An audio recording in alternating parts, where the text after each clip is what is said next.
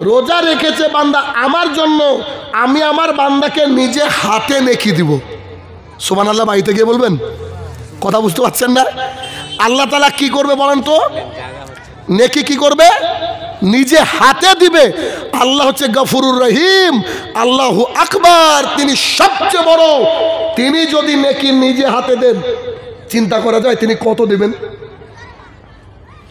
এরপরে একই হাদিসে রাসূল সাল্লাল্লাহু আলাইহি ওয়াসাল্লাম বলেন, সিয়াম পালনকারীর মুখে যে গন্ধ থাকে, এই গন্ধ আল্লাহ তাআলার কাছে এত প্রিয়, এত প্রিয়, পৃথিবীর সবচেয়ে দামি সেন্ট মিস্ক আম্বার তার চেয়ে বেশি প্রিয়।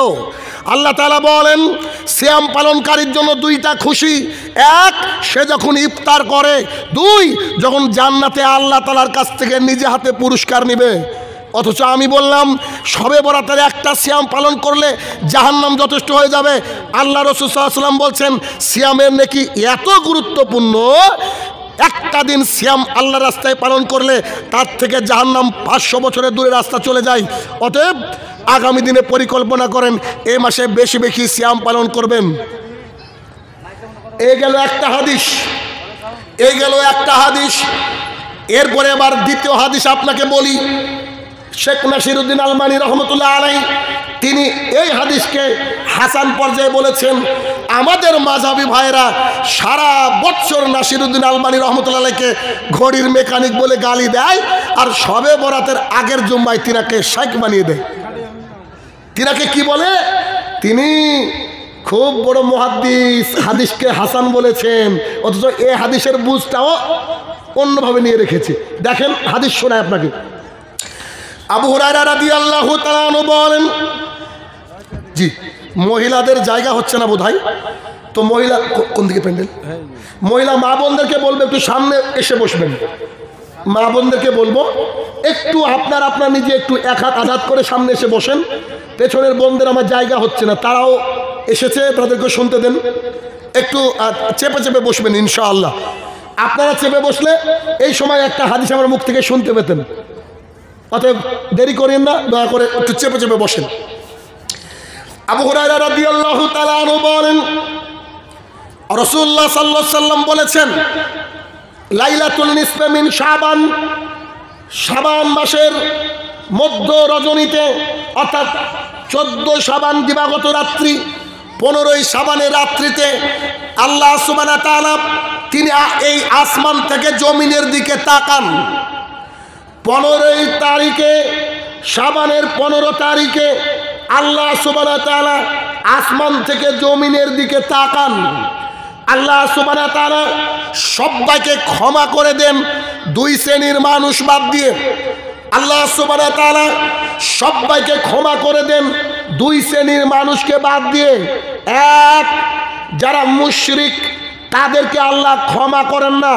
মুশরিক মানে যারা পুজো করে তারা মুশরিক, যারা তাবিজ বিক্রি করে তারা মুশরিক, যারা তাবিজ হাতে দেয় তারা হচ্ছে মুশরিক, যারা ওই ফুরফুরাতে গিয়ে সেজদা করে তারা হচ্ছে মুশরিক, যারা আদিনাতে গিয়ে সেজদা করে তারা হচ্ছে মুশরিক, যারা মূর্তি পূজা করে তারা হচ্ছে মুশরিক, যারা খাম্বা পূজা করে তারা হচ্ছে মুশরিক, যারা পীরের ওই ওরস পালন করে তারা হচ্ছে মুশরিক।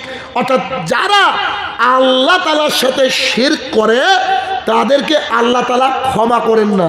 দুই, যাদের অন্তরে হিংসা থাকে আল্লাহ তাদেরকে ক্ষমা করেন না। তাছাড়া আল্লাহ কাদেরকে ক্ষমা করেন? আল্লাহর জমিনে যত মানুষ আছে আল্লাহ সবাইকে ক্ষমা করে দেন। দুই শ্রেণীর মানুষকে ক্ষমা করেন না। এক, যারা মুশরিক, মুশরিক বুঝলেন তো? মুশরিক বুঝলেন না? দুই, মুসাহিদ, অর্থাৎ যার অন্তরে ঘৃণা একেবারে গজ গজ গজ গজ গজ গজ করে, আল্লাহ তাআলা তাকে ক্ষমা করেন না। এটা যদি হাদিস হয়, এই হাদিসে কি বলা আছে নাকি যে রাতের বেলায় নামাজ পড়তে হবে? আছে? দিনে সিয়াম পালন করতে হবে? আছে? আল্লাহ রসুল বলছেন আল্লাহ সবাইকে ক্ষমা করে দেন, মুশরিক আর মুশাহিদ মানে যিনি যার অন্তরে ঘৃণা আছে, অহংকার আছে, তাকে বাদ দিয়ে। তার মানে এই রাত্রিবেলা যদি ঘুমিয়ে থাকেন নাকে সরিষার তেল দিয়ে, তাও ক্ষমা। স্ত্রী সহবাস করে শুয়ে আছেন, তাও ক্ষমা। শুধু তাবিজ থাকলে কি করতে হবে? টেনে ছিঁড়ে ফেলে দিতে হবে। আর কারোর প্রতি হিংসা থাকলে হিংসা রাখা যাবে না। প্রত্যেক রাত্রিবেলায় ঘুমানোর আগে হিংসাকে পরিহার করবেন, হিংসাকে ত্যাগ করবেন, তাহলে জান্নাত হবে। বলছিলাম যে জীবনের চরম বাস্তবতা, এর আগে যে আপনার কাছে যে সময়টুকু আমি নিলাম এটা হচ্ছে আমাদের জন্য জানানো জরুরি, কারণ এটুকু আমাদেরকে জানতে হবে। কারণ একজন দাঈ ইলাল্লাহর বৈশিষ্ট্য হচ্ছে এইটা, সামনে যে যদি বিদআত বা শিরকের কোনো ব্যাপার থাকে সেই বিষয়টাকে সে উল্লেখ করে জাতিকে সতর্ক করবে। এভাবে যদি আমাদের সমস্ত আলেম ওলেমারা সতর্ক করতে থাকে, ইনশাআল্লাহুল আজিজ একদিনে হালুয়া রুটি উঠে যাবে। কি বলেন? ইনশাল্লাহ বলছেন না? ইনশাল্লাহ উঠে যাবে। কারণ আমাদের দায়িত্ব এবং কর্তব্য কি, যে আমরা আল্লাহর জমিন থেকে শিরক এবং বিদআতকে মিটিয়ে দেবো ইনশাআল্লাহ। এটা আমাদের দায়িত্ব।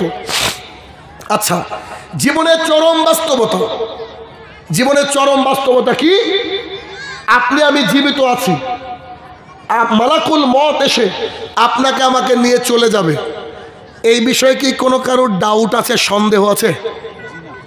তাহলে আমরা বেঁচে আছি এর মধ্যে সন্দেহ আছে, ঠিক না?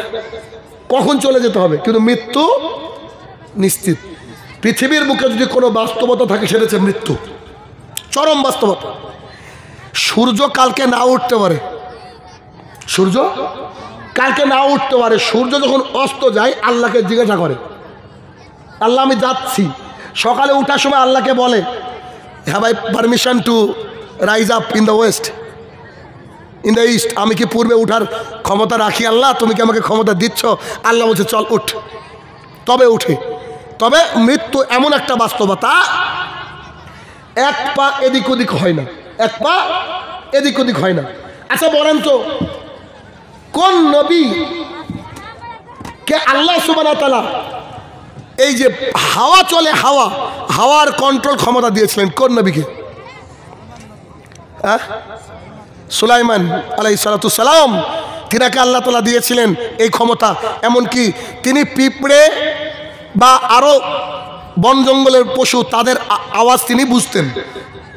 তো তিনার একজন, তার কাছে থাকা একজন ব্যক্তি, তিনার একজন মন্ত্রী, তো তিনি দুর্বল হয়ে যেতে লাগলেন, অনেক বয়স হয়ে গেছে, দুর্বল হয়ে যেতে লাগলেন। ঠিক এমতো অবস্থায় তিনি একদিন বসে আছেন, মালাকুল মওত মানুষের রূপ ধরে সুলাইমান আলাইহিস সালামের দরবারে একদিন উপস্থিত হলেন। উপস্থিত হওয়ার পর তিনি তার মন্ত্রীকে দেখে চোখ দুটোকে বড় করে ফেললেন। তার মন্ত্রীকে দেখে, সাইডে আছে, তার মন্ত্রীকে দেখে চোখ দুটো বড় করে ফেললেন, কিন্তু তিনি বুঝতে পারলেন না। তখন এই মন্ত্রী ভাবছেন এই লোকটাকে, তাকে চিনি না, তিনি আমাকে দেখে চোখটা বড় বড় করলেন। তিনি ভেতরে ভেতরে রেখে দিয়েছেন কথা, ভেতরে ভেতরে রেখে দিয়েছেন। চট করে সুলাইমান আলাইহিস সালামকে ওই মন্ত্রী বলছে, আচ্ছা সুলাইমান আলাইহিস সালাম, বলছি আপনাকে তো আল্লাহ তাআলা অনেক ক্ষমতা দিয়েছে, হাওয়া কন্ট্রোলের ক্ষমতা দিয়েছে, আপনি আমাকে একটু ইরাকে পাঠান তো, ইরাকে। বাক্যটা এমন আসছে, আপনি আমাকে অমুক দেশে পাঠান, ইরাকে পাঠান, অমুক জায়গায় পাঠান। তো আচ্ছা ঠিক আছে, কেন? ওখানে আমার প্রয়োজন আছে যাওয়ার, পাঠান। তো তিনি সঙ্গে সঙ্গে তিনাকে করেছেন কি, পাঠিয়ে দিয়েছেন ইরাকে। কথার কথা, ইরাকে যখন পাঠিয়ে দিয়েছেন, ওখানে গিয়ে মালাকুল মওত উপস্থিত। মালাকুল মওত যখন তার জান কবজ করছে, হয়তো আল্লাহ তাআলা আমাদেরকে জানাবেন এই জন্য, তখন সেম লোককে দেখে মন্ত্রী প্রশ্ন করছে, জনাব গত সময়ে আপনাকে আমি দেখলাম যে আপনি আমাকে দেখে চোখটা বড় বড় করছিলেন, ঘটনা কি? তো মালাকুল মওত বলছে, আমি কোনো মানুষ নই, আমি মালাকুল মওত। আল্লাহ তাআলা আপনার মৃত্যু নির্ধারণ করে রেখেছে ইরাকে, আর আমি আপনাকে এখানে এখন দেখছি, অথচ 1.5 ঘন্টা পর আপনার জান কবজের আমাকে আল্লাহ চিঠি দিয়েছে ইরাকে। একটা মানুষ এত দ্রুত ওখানে যাবে কি করে? অথচ আল্লাহ তাআলা আপনার জান কবজ করার জন্য আমাকে লিস্ট দিয়েছে, আমাকে এখানে একটু পাঠিয়েছে, কাজ ছিল, এসে দেখছি আপনি এইখানে। আরে আমি তো অবাক, আপনার জান কবজ করতে হবে কোথায়? ইরাকে, আপনি এখানে থাকেন কি করে? তাই আমি, আমার চোখ দুটো বড় হয়ে গেছে। আরে যার 1 ঘন্টা পর জান কবজ করতে হবে হাজার হাজার কিলোমিটার দূরে, তিনি এখানে থাকেন কি করে? তখন তিনি বুঝলেন যে এটাই হচ্ছে আল্লাহ সুবহানাহু ওয়া তাআলার চাওয়া। আল্লাহ যার যেখানে মৃত্যু লিখে রেখেছে, ঠিক তার সেইখানেই মৃত্যু হবে। কথা বুঝছেন? এটা কিন্তু হাদিস নয়, এটা একটা ইতিহাস। এটার মাধ্যমে আপনাকে আমি বোঝাতে চাইলাম যে পৃথিবীর বুকে সবচেয়ে বড় বাস্তবতা কি হচ্ছে? আমাদের মৃত্যু। আল্লাহ সুবহানাহু ওয়া তাআলা একেবারে স্পষ্ট বলে দিয়েছেন, আমরা সবাই জানি কুল্লু নাফসিন যায়কাতুল মাউত। আল্লাহ তাআলা যার জীবন দিয়েছেন, যার মধ্যে ওই আমাদের চলার মতো ক্ষমতা রয়েছে, বলার মতো ক্ষমতা রয়েছে, শুধু মানুষ নয় বরং প্রত্যেকটা যার মধ্যে জান রয়েছে তাকে একদিন মৃত্যুর কোলে ঢলে পড়তে হবে। আর এটাই হচ্ছে চরম বাস্তবতা। আর একটা জায়গায় আল্লাহ সুবহানাহু ওয়া তাআলা বললেন কুল্লু শাইইন হালিকুন ইল্লা ওয়াজহু, একদিন সব কিছু ধ্বংস হবে আল্লাহ সুবহানাহু ওয়া তাআলার সত্তা ব্যতীত, আল্লাহ তাআলার মুখ ব্যতীত। আগের আয়াতে আল্লাহ বললেন যাদের নাফস রয়েছে, জীবন রয়েছে, তারা মৃত্যুবরণ করবে।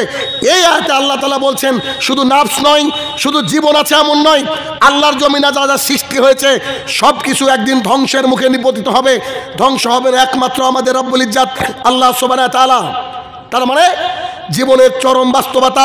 আপনি আল্লাহর জমিনে যাই করেন না কেন, যত বড় পরেজগার বান্দা হন, আল্লাহর নাফরমান বান্দা হন, আপনাকে আমাকে আল্লাহর কাছে চলে যেতে হবে। চরম বাস্তবতা। আনাস রাদিয়াল্লাহু তাআলা আনহু বলেন, আমরা একবার রাসূল সাল্লাল্লাহু আলাইহি ওয়াসাল্লামের পাশে দাঁড়িয়েছিলাম। একজন ব্যক্তি এসে বলছেন, আল্লাহ রাসূল সাল্লাল্লাহু আলাইহি সাল্লাম, আপনি আমাদেরকে বলেন তো পৃথিবীর সবচেয়ে বুদ্ধিমান মানুষের নাম কি? রাসূল সাল্লাল্লাহু আলাইহি ওয়াসাল্লামকে জিজ্ঞাসা করছেন, আপনি কি বলতে পারেন who is the most intelligent person in this world? আল্লাহর জমিনের সবচেয়ে বুদ্ধিমান মানুষের নাম কি বলেন তো? আমাদেরকে যদি কেউ প্রশ্ন করতো উত্তর কি দিতাম?